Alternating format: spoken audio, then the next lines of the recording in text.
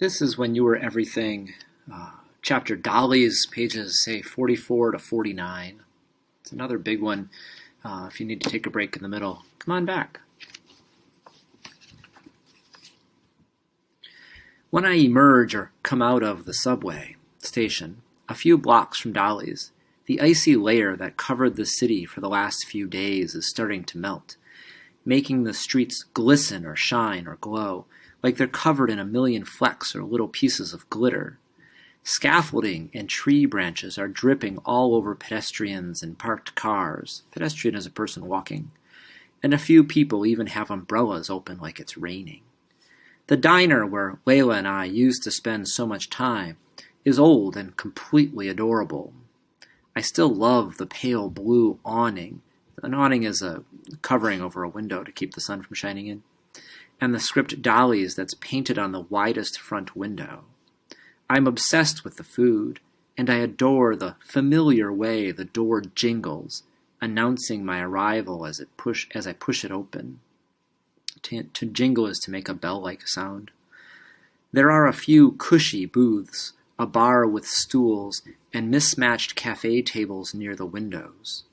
There used to be a hostess, but no one comes forward as I step inside. I seat myself at one of the smaller tables, under a portrait of Langston Hughes. Since the beginning of the winter, the art featured on the walls has been a collection of famous black creatives in the style of classic Italian Renaissance paintings.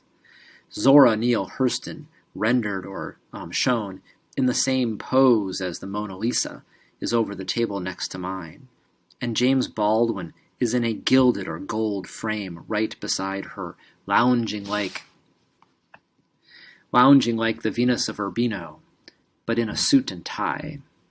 There are two girls sitting in a booth in the corner under Louis Armstrong, who's leaning against a table like Raphael's Portrait of a Young Man.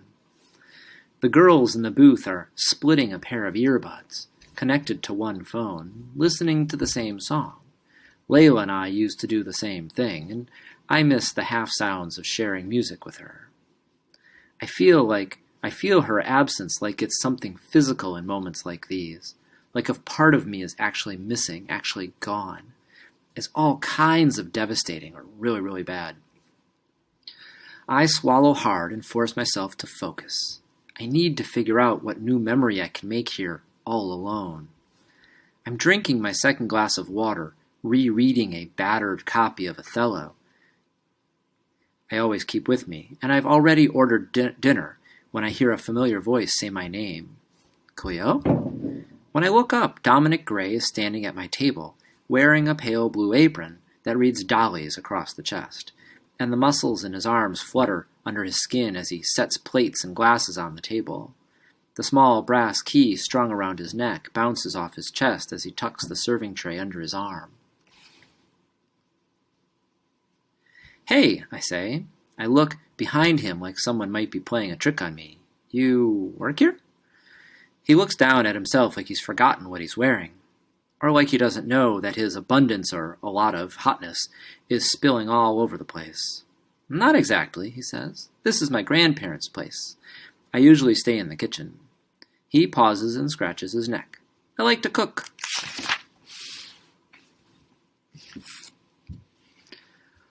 Oh, I say, and I didn't think I could be more undone by him being in such an unexpected place at such an unexpected time. But then he said that. I've seen him around school, but I haven't talked to him since before winter break, for a number of reasons. I try to think of something else to ask him, but all I can come up with is, how's it going? He tilts his head. You're being mad weird, Shorty. Weird? I ask, even though I know exactly what he means. After everything happened with Layla, I kind of dropped out of my whole life.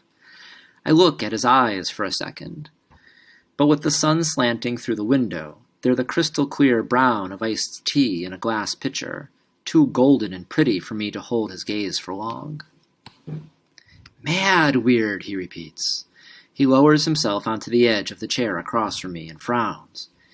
I mean, you've been MIA as hell for weeks. MIA is missing in action. It means that you haven't been around. Then you skip school on Friday, show up at my grandparents' diner, and ask me how it's going, like I'm a stranger? He's the last person I would have expected to notice my absence. It gives me a little thrill, and it's almost enough for me to forget about my problems for a minute. I lean forward, my elbows on the table. "Aw, did you miss me?" I ask. Don smirks and ducks his head a little. "Maybe," he says. "No one to copy from in AP Lit, huh?" "AP Literature class," I ask. He rubs one of his big hands over his short, intricately or carefully cut black hair. "Exactly," he says. Another voice forces its way into our conversation as someone new approaches our table. "Where were you on Friday?"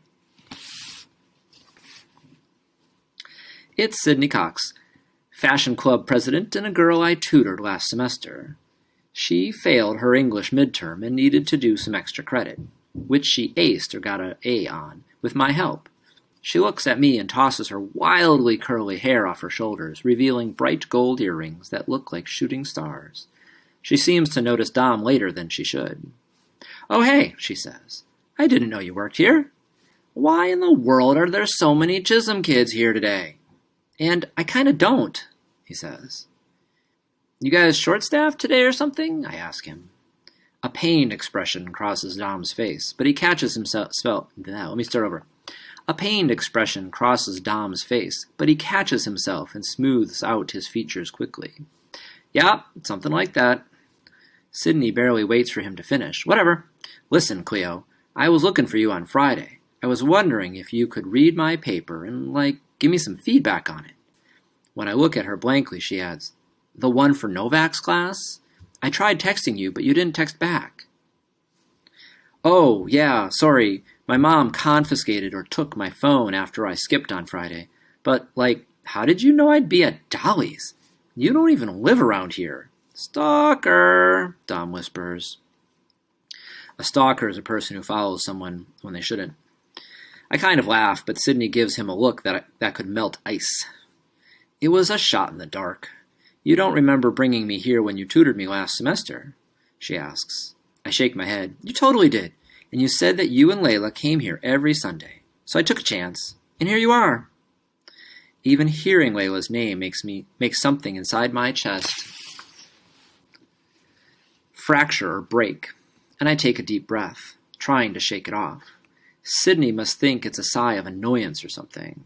She leans closer. "You gotta help me," she whispers. "Please, I'm desperate." "Oh no," Dom says, and we both look at him. "Oh no," he says again, and then he says it a third time. "Are you talking about that Macbeth paper?" "Yep," I say. "It's due Tuesday." "You didn't forget about it, did you?" Sydney says next. "It's worth, half our grade." "Oh no," Dom says one last time, and at the same time I turn to Sydney. I don't think he'd be cursing to himself if he already sent a perfect draft to Novak. I don't know why I say what I say next. Maybe because Sydney is already taking out her phone to email me her draft.